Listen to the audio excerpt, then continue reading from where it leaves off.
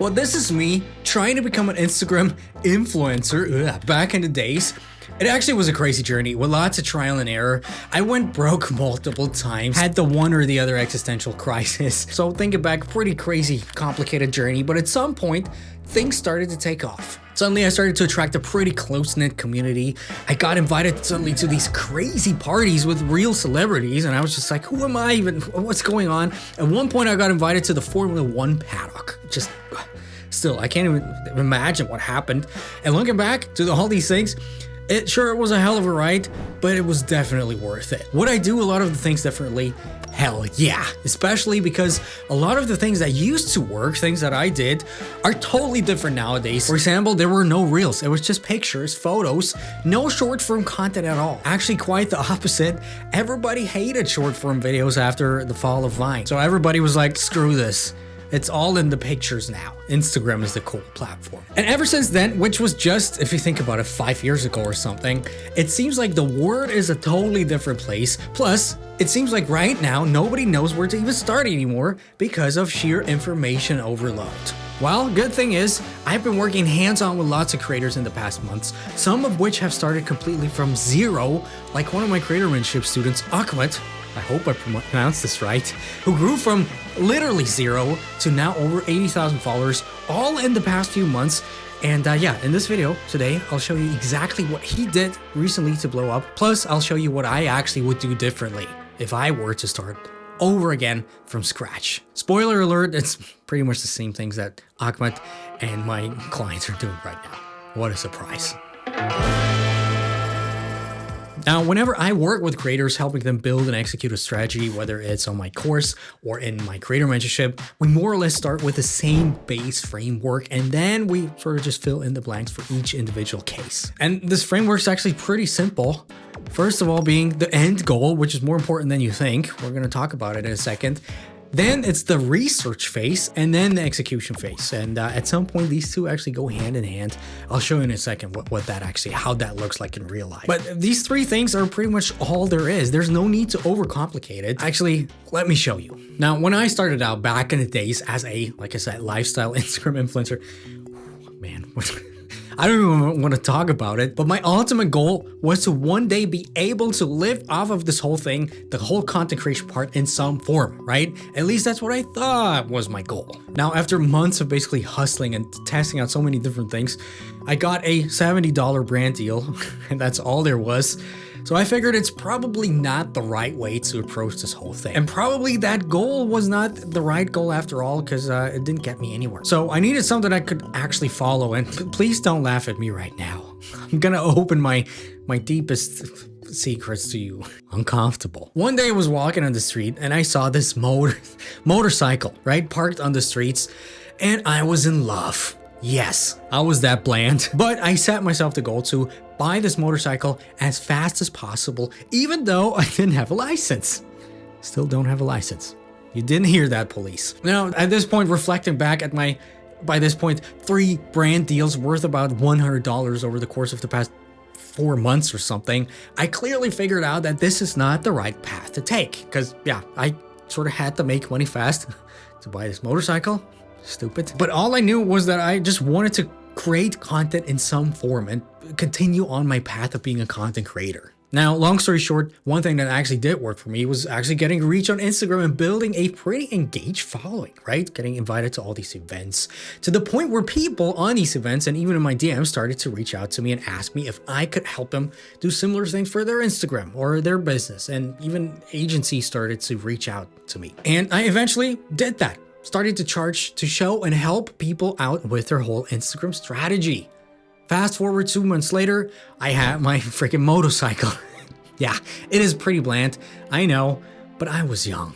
What should I do? Point being, when I'm telling you this story, setting some sort of tangible goal, because my mind was very small, and that was the biggest achievement that I could think of. Yeah, shifted basically my focus somewhere totally different, switching up my content strategy, and eventually starting a YouTube channel as well. This YouTube channel is still the same. Weird. Obviously, that was years ago, and times have changed a lot. And to be honest, now, if I were to start this whole thing over again, I would do things a little bit differently. First of all, I'd put at least 75% of my effort into creating short form videos on all three major platforms, right? YouTube Shorts, Instagram, and TikTok. You know, long form videos are good. They're still my passion, but they just take up a crazy amount of effort and planning, and the stakes are becoming higher and higher. So starting out, I would actually probably focus 100%, now thinking about it, on short form content. Good. So now that we have that out of the way, with your rough goals in mind, whether that is to make $1 million or help 200,000 people quit drinking or quit your job or travel the world, now it's actually time for the heavy stuff. And like it or not, but this phase is actually what makes or breaks any creator strategy, because what we want to do is, first of all, understand our whole niche and industry inside out, right? We need to know what's hot right now, what type of content usually performs best, who are the creators sort of shaping the space, who are the disruptors, but also we need to know what doesn't work. And once we have a rough understanding of that, we want to emulate some of the better performing content types, right? Not because we want to blatantly copy other people's ideas, which is what most people do, but because we want to use pre-validated data, ideas, and concepts where we just know they get pushed out by the algorithms right now. And actually then we want to change these ideas in a way to make them unique to ourselves. And like it or not, that is pretty much the only viable way to get traction on any social media platform right now. And you might be like right now, well, Dominic, you're telling us to copy each other. I'm unique. I'm not putting up with this. I'm a snowflake. So what I would have to say, well, if done correctly, like I'm gonna show you, it's not at all copying and will always be somewhat unique to you, right? There's actually a book called Steal Like an Artist, maybe you've heard of it, which basically says that all creative work out there, the entirety of the history of the world, builds on something that already exists. And by combining these existing ideas with your own knowledge, wisdom, or style, you create something that's truly unique to you. And people are gonna be okay with that. I can guarantee you that. I'm just saying Facebook and MySpace, right? Somebody was copying the other one, even though in that case, the original is still way better than Facebook. I still log onto MySpace at least once a week. True story, I know, kind of sad. Or a lot of Shakespeare's plays, for example, are essentially adaptations of earlier works or borrowed from existing folklore, right? Yet we know Shakespeare as one of the greatest writers in history. Surprise? Probably not to me. Maybe not to you too, who knows. Now, let me show you a real life example from one of our creator mentorship students, and it's probably gonna open your eyes quite a bit. This here is Ahmed. I hope I pronounced this the right way. I'm so sorry, man. Anyway, his profile, if you take a look at it right now, it looks dope, awesome. And you know, right now it looks like he's doing everything right. He looks like he's been a professional creator for years, having more than 80,000 followers now. But he actually started out from scratch, literally from zero, when we had our last run of our special 10 weeks creator mentorship program, which will, by the way, start again at the end of October. We'll have a combined 10-week run where we go through everything basically that I talk about right here, but it's just way more. It's gonna be amazing. It's basically the flash mentorship. We're gonna have limited spots because we'll be a close group working through all these things together. So make sure to apply down below.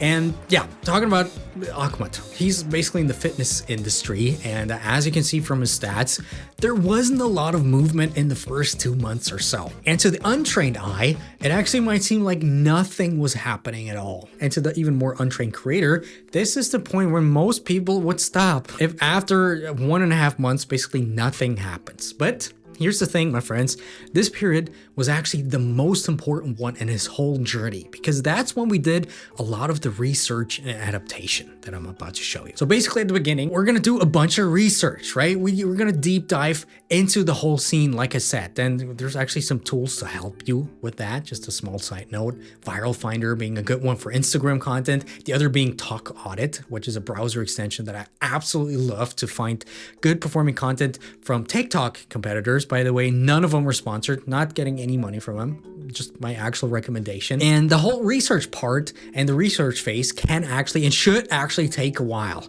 Ideally, you write down everything you find, right? Track whether you can spot any similarities across the board, across similar creators, your competitors. What's the best performing content? Do you see any similar hooks, similar shot types or topics, or even similar video length among your competitors? Write everything down and try to get an understanding of what's happening what's going on right now. And just doing that, I can guarantee you that will open your eyes and help you develop this deep understanding of your industry. And once you have that, it's basically your job to come up with a rough strategy that is similar to the topics that perform well right now across the board, while also connecting it to your own style, your own personality, and basically making it your own, basically stealing like an artist. And this next part is really important if you really want to make this work. Take a look at your biggest competitors, right? The ones that have the biggest traction right now that you have ideally written down somewhere before, and identify with a really critical eye what you think is missing or what you can personally do better, right? Maybe you can even go down to the comments, find some inspiration, what some other people say. And maybe, and possibly even so, it's something about yourself. Some people call it your unfair advantage, basically something that makes you unique, right? So take a minute to think about what is your actual unfair advantage. Could be anything, right? Everybody's got something to add that instantly makes it yourself. We've talked to so many creators when I have the first calls on my creator mentorship with people, and actually everybody has something unique to them, something cool to them, some unfair advantage to them. You just sometimes have to dig a little deeper to identify that. Now, Ahmed, for example, he actually identified that he was missing that extra sense of aesthetics from some of his competitors, right? Lots of them look just like a copy from one another, which, by the way, is basically a red line throughout each industry, throughout all of the niches almost. And it kind of is okay. But especially with so many fitness related creators out there, him wanting to add a little bit of a professional look, right? Aesthetics is what instantly had the potential to set him apart. Of course, his unfair advantage being the sense of knowing what looks good and actually creating content that looks good, right? For you could be something totally different, and it's all right? You don't have to be like that, in case you're wondering.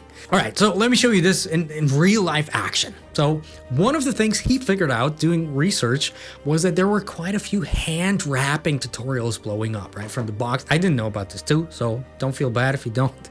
But he saw, well, there's demand for that. There's content blowing up right now across the board. So naturally, this being validated content is basically ready to be stolen like an artist. Now, if we take a look, Ahmed actually basically did what the book Steal Like an Artist tells you to do, and the creator mentorship, which basically stole the concept from the book, right? Just adding the whole adaptation of social media to it, making it a full-blown inception. Amazing. And guess what happened? Things started to get traction. One video started to basically blow up. But to be honest, problem being, because while the video got some traction, there were not that many people coming over and actually following him yet, mainly because of the lack of content on his profile, because he was new, maybe a little bit too new. Now, what's the fix for that, right? Create more content, right? But then again, not any type of content, but like we just said, pre-validated content, and hopefully more of your videos will get traction, starting this whole snowball effect that people are always talking about. Now, if you create content just based on this framework and nothing else, you're going to get a lot of traction at some point. And if this happens, if you notice something gets a little bit more traction, try to recreate a similar type of video, either a part 2 or a slight adaptation that is fairly similar to the one getting more traction or blowing up right away, as fast as possible. We basically build a strategy based around that, doing the whole research, and we call it content pillars or content buckets. And your ultimate goal actually should be to have a strategy with different pre-validated buckets where you just know, well, if I post content from bucket A, I know it's gonna perform well because it's pre-validated either by somebody else or by yourself at some point. This actually has a lot to do with how algorithms work nowadays. They always try to predict what's going to resonate with your audience, right? And obviously similar content, similar looking content, and similar topics, they just have way more recent data to work with, the algorithms, and then it gets pushed out. And sometimes these streaks where somebody posts a similar video right after another are the only reason why somebody blows up. I tell you how it is. Because with every video, you basically fuel the snowball and get more and more momentum until at some point one of the other videos from a different bucket blows up. If we take a look, we can actually see this work really well on Ahmed's account. This video right there started to get a lot of traction, by the way. There's also a second iteration of the hand wrap thing in there, wink wink. Strategy. And yeah, just a few days later, once he saw, well, this one gets a little more traction than the other, he made another video basically in the same bucket. As you can see, 1.4 million a few days later, another 845k views, and so forth. And the snowball became bigger and bigger, and this is when he really started to grow. basically this is how it works. This is basically cutting the right corners, getting the best traction, because momentum is such an important thing, especially for Instagram, TikTok, and YouTube Shorts. Now, once you're at that stage, which can be faster than you might think, first of all, the important thing is reevaluating your whole content strategy every, I would say, 30 to 60 days, and also doing research in your niche to always stay on top of the game and repeating this whole process that we just talked about over and over again. Now, here's the thing.